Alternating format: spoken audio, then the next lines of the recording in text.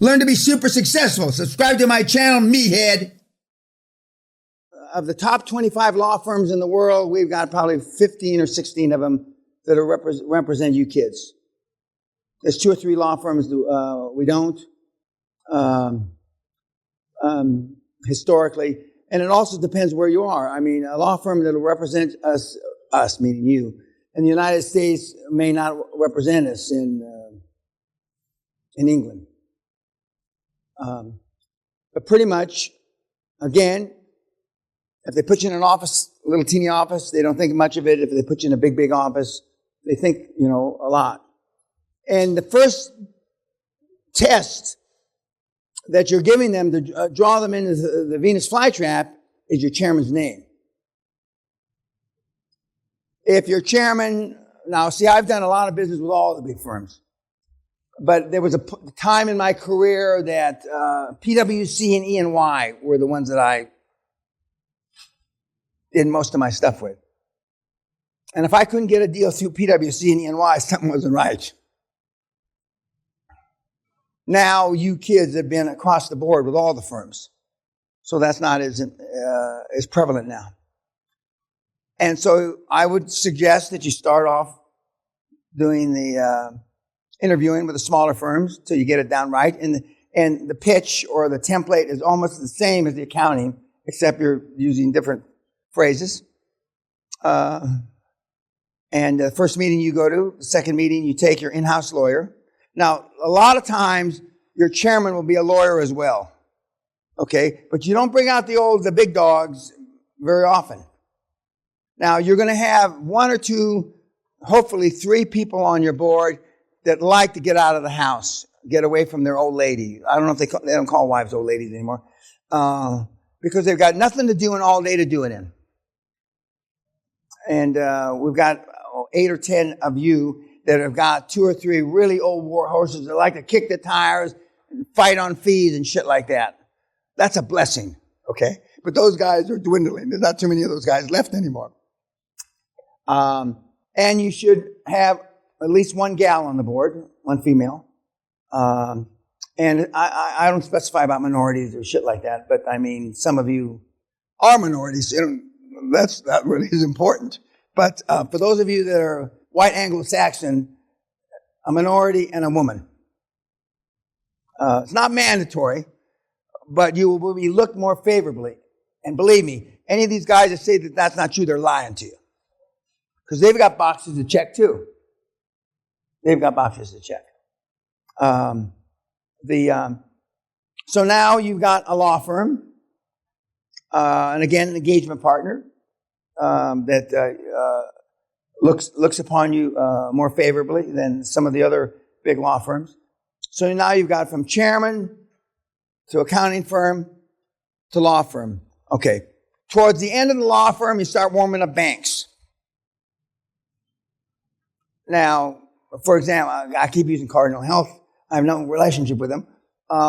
Cardinal Health will have a $15 billion tombstone in the Financial Times, the Wall Street Journal. It means it'll be a big ad, 1 big page, a tombstone they call it. And it'll say Cardinal Health raised $15 billion for such and such. And then below, it'll be the bulge bracket banks, the Goldman Sachs, the JP Morgans, the Morgan Stanleys.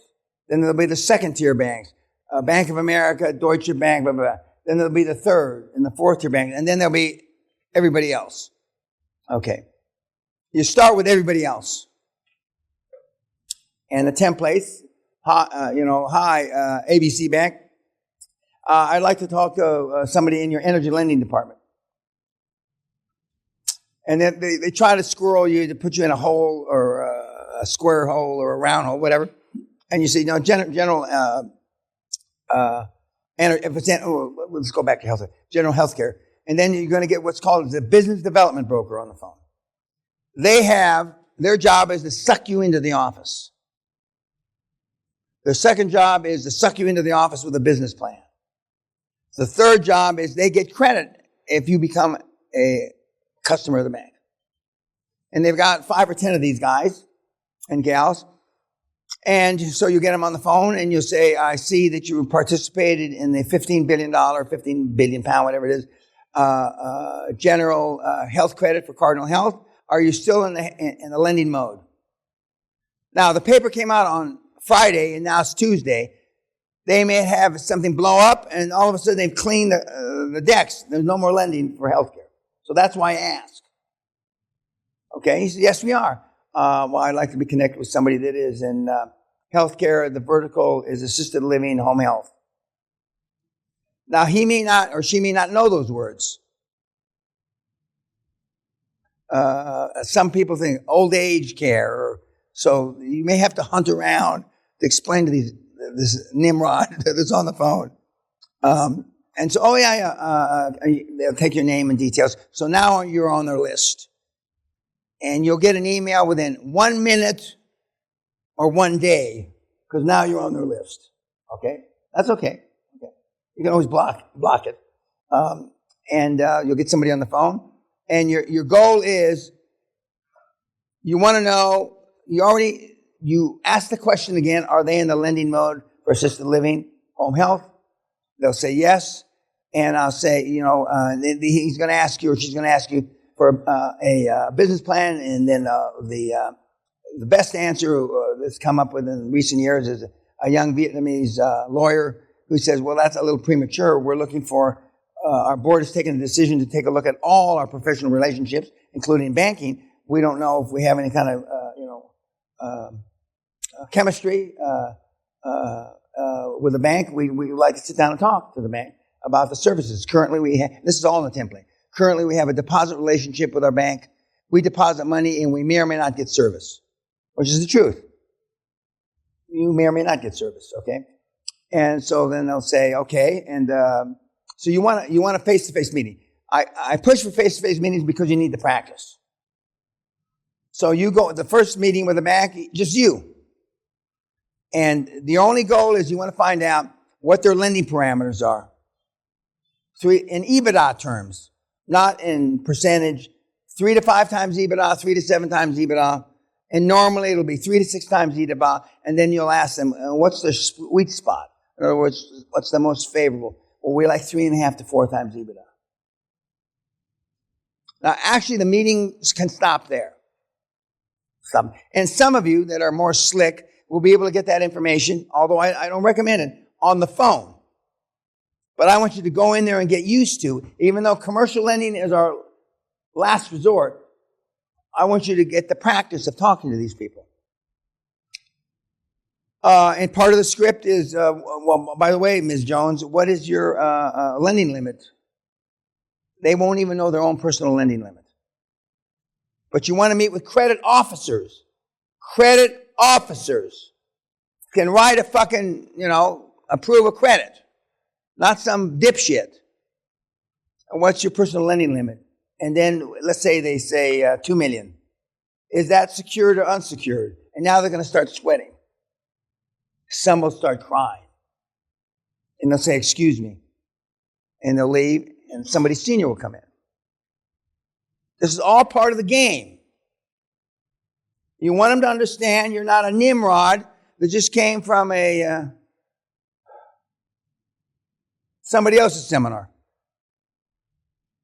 You're putting them off balance, or in this country, you're putting them on their back foot on purpose. Your whole life has been directed at not making people uncomfortable.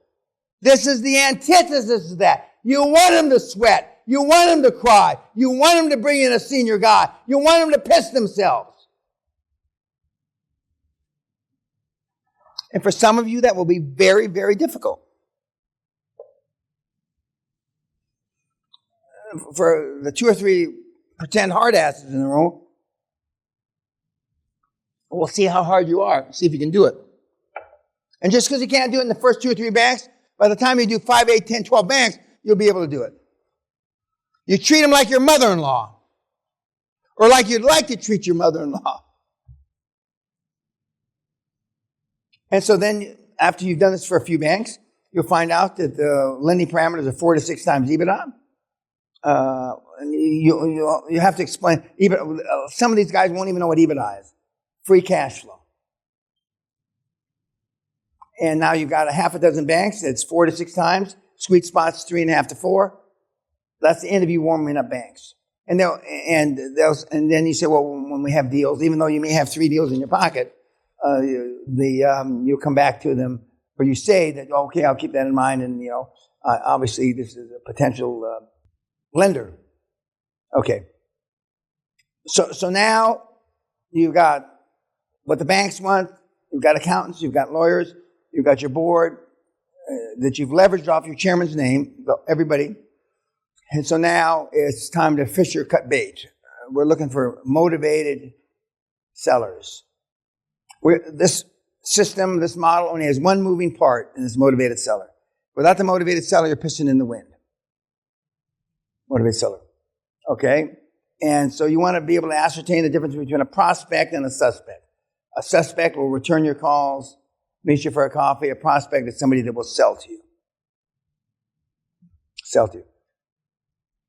And the sooner you get all the information off your chest, just as you want to know about non-recourse money, just as you don't want to sign, guarantee anything, you want them to understand that commercial deals take 8 to 12 weeks, maybe 16 weeks. And when you see them blanch, but we can get it done in a few days, and you got their attention,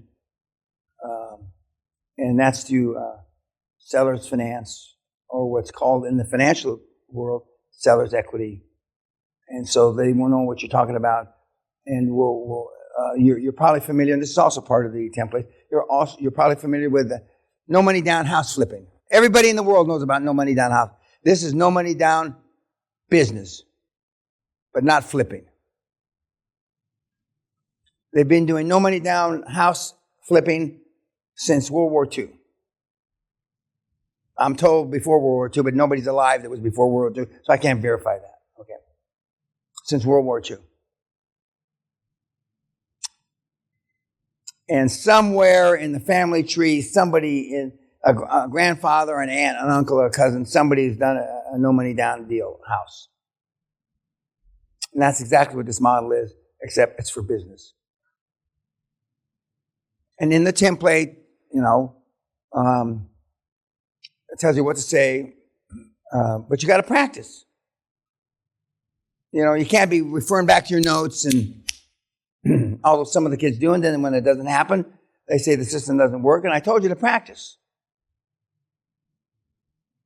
And if you follow the steps as they're outlined and you practice, it'll be, and then once you do 2 or 3 deals, it's easy peasy.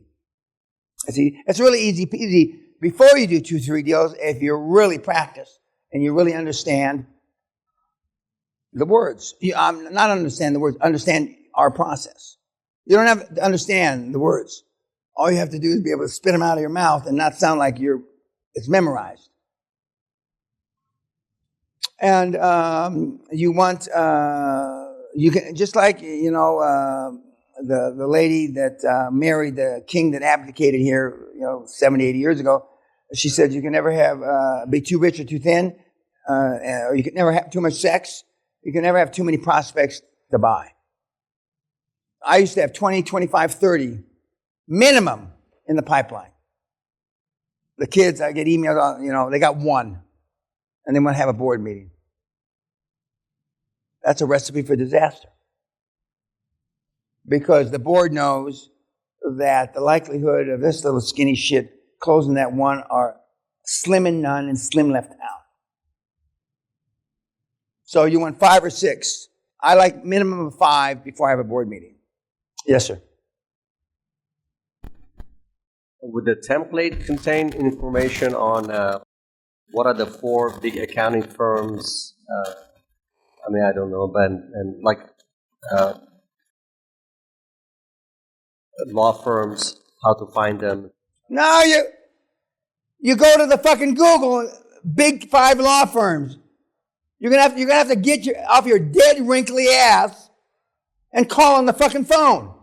You. Nobody's gonna do it for you. And for the 2 old guys, I emphasize a dead wrinkly ass.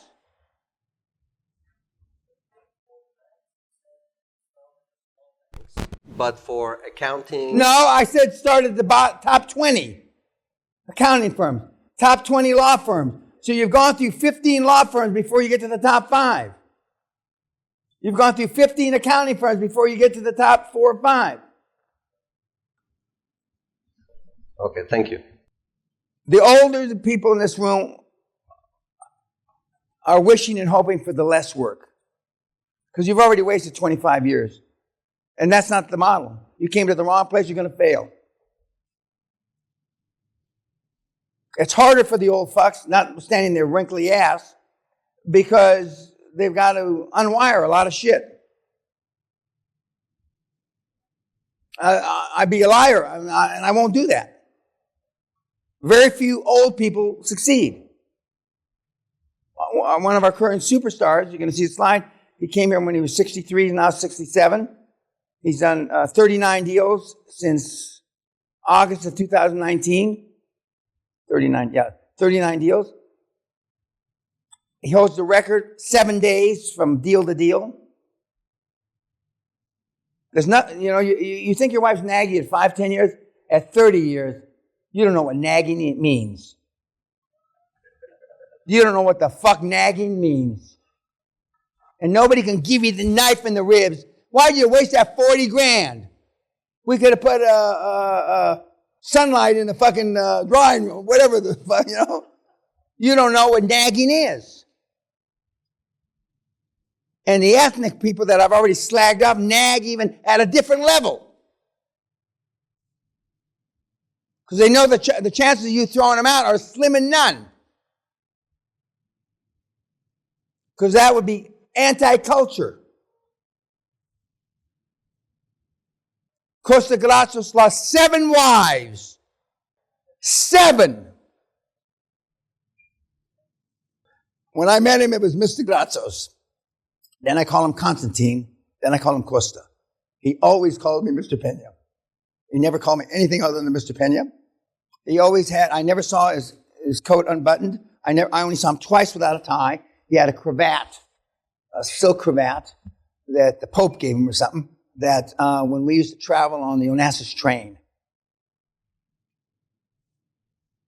And when he'd come back smelling from cigars and alcohol, we sat too close together, Mr. Peña. Well, you tell my wife that, because he wasn't supposed to drink or smoke.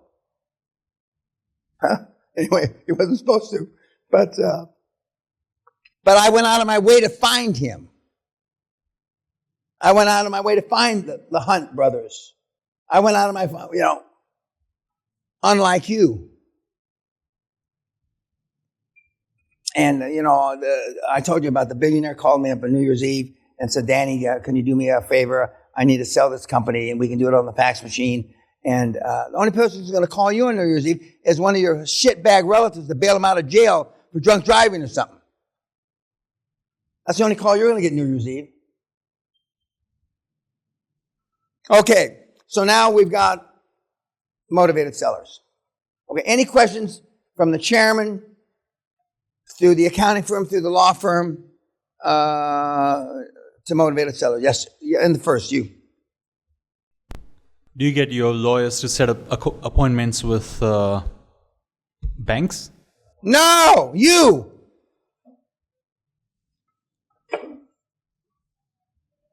The more, and see, that's not following the steps. The more you do that, the less effective, not just because you're not learning shit, but you're in a professional way, you're trying to build some sort of rapport. And 30, 40 years ago, 90% of lending was relationships. That's not the case anymore. In other words, you know the guy for 20 years. You went to school with him, you went to grad school with him.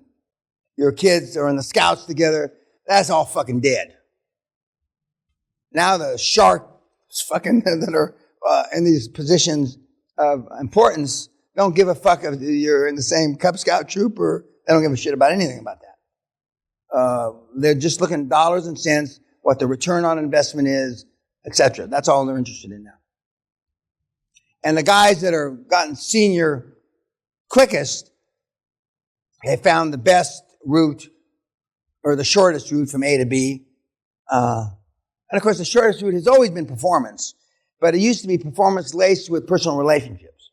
Now, when Governor Hugh Carey called up Walter Wriston, the CEO of Citibank, where we couldn't get $85 million, and he called with one call. It's the only call he ever made in 9 years. And it wound up being a $155 million credit for us. Fuck, I mean, he earned his 2%. Okay, and Walter Wriston, we went up to his office, and they didn't do anything different than they would have done, but all they did was take a harder look at it and tell us how we could make the credit acceptable. That's all you want to hear. Well, you don't like it. Well, how do I make it acceptable? He said, well, it's a perfect credit, but you need a better CEO for the coal division. That was the answer. Well, who could we hire? Well, the guy that, the best guy is retired now. What's his name? Clyde Goins. Where does he live? Lexington, Kentucky. What's his phone number? Boom! I'm there in 5 hours. I hired him in 7.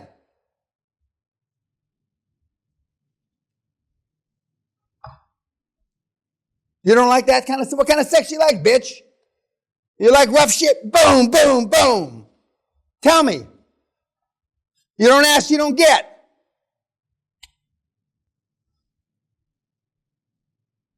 Athletics. Did I tell you Ted Williams' story yet? No.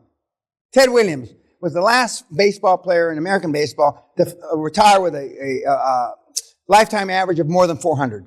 406. I think it was with the Red Sox or the Boston. Anyway, if I had any athletic ability whatsoever, I would have gone to him to teach me how to bat.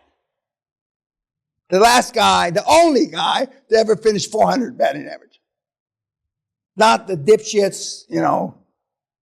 Do you want, you know, when I used to be a power lifter a long, long time ago, I had Mr. Universe and the powerlifting guy, 4 or 5, that I paid to teach me how to get big and strong. And I told you, I tried to get to 300 pounds of the heaviest I ever got was 287. No matter what I ate, I couldn't get above 287, 288. I've always gone, you know, show me who the guy is. And now it's gals too. And when I used to run, I found out when I was in my early 30s, I have no fast twitch muscles in my body. Virtually. I only have slow twitch muscles. That's not important to explain the difference. But for you, 3 or 4 of you that think you're athletes, you probably know what I mean. And slow twitch muscles, plus I have peripheral neuropathy. The nerve endings in my feet and my fingers didn't develop when I was a little kid. Part of the reason they didn't develop is because my mother never let me crawl. You're supposed to learn how to crawl first. It develops all kinds of shit. My mother never let me crawl. She carried me on her hip till I was 3 years old, till I could walk. So I'm underdeveloped in certain areas, okay? Well, I found out I had peripheral neuropathy when I was in my late 20s, and that's why I couldn't catch a ball. I was an embarrassment. The only thing I was big, so I could plug lines in football and shit like that. But I tested, I had slow twitch muscles. 87% of my muscles are slow twitch. What the fuck's that good for? Fucking all night, for starters. I knew there had to be, when I used to tell guys that, how could you fuck all night? And then they said, well, one of the byproducts is, you know, you can last longer in sex. No fucking way. Who? And so, but also long distance running. First marathon I ever ran was 3 hours. That's pretty quick. First marathon. And then I started running. And then I went to Laszlo Tabori, who was the third guy to break the 4-minute mile, who happened to be training in the valley, in the San Bernardino Valley. And I went to him. But I still had no athletic ability. But I could run a long way. I used to run 50-mile, I ran 100-mile races. I mean, not world class, but I mean, better than almost everybody else. But all night. So there's a reason for it, okay? But I always went to the best person I could find. And it was always more than I could afford. I tell you to join the clubs you can't afford. Because you're not, the dipshits, I mean, other than calling you up when they're drunk and they got arrested, you're not rubbing elbows with just poor people. For the most part, you're rubbing elbows with losers. Not all poor people aren't losers. Most are. If your grandparents never did shit, your parents never did shit, you never did shit, your siblings never... I rest my case.